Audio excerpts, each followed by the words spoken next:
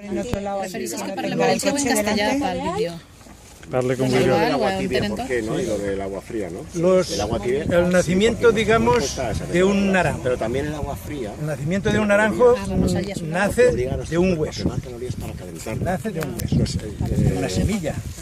Entonces hay semillas de naranjos diversos para que se puedan después poner encima de ese pie de ese naranjo, que no sirven para comer, para el consumo, ni para zumos, ni para nada, solo para semillas.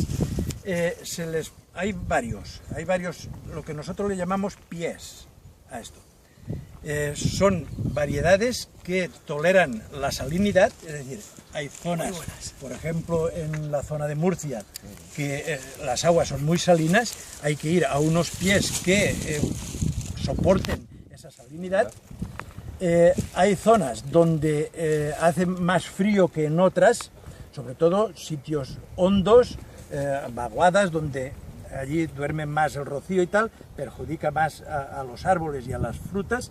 Entonces hay que poner pies que toleren más el frío, y hay otros pies que lo que hacen es que la fruta que se criará en ese árbol soportará mejor las lluvias. Pero perdón que te interrumpa. Cuando dices que hay la semilla, que es el hueso, de la naranja. Pero la naranja que tú te comes, sí, si sale algún hueso, no sirve para pies. Ese hueso no nace para pies.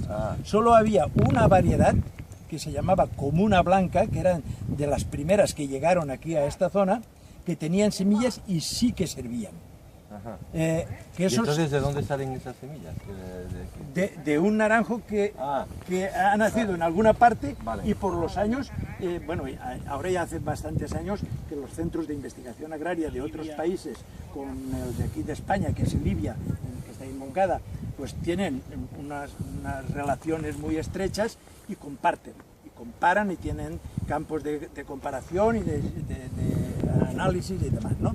Entonces, ¿qué pasa? Que han encontrado que son los mejores pies que existen, sobre todo para el tema de ser resistentes para el virus de la tristeza, que aquí, no sé si lo sabréis, pero hace como unos 30 años aproximadamente, apareció en Alcira la enfermedad del virus de la tristeza, y nos costó a toda la comunidad cambiar todos los naranjos, arrancarlos todos,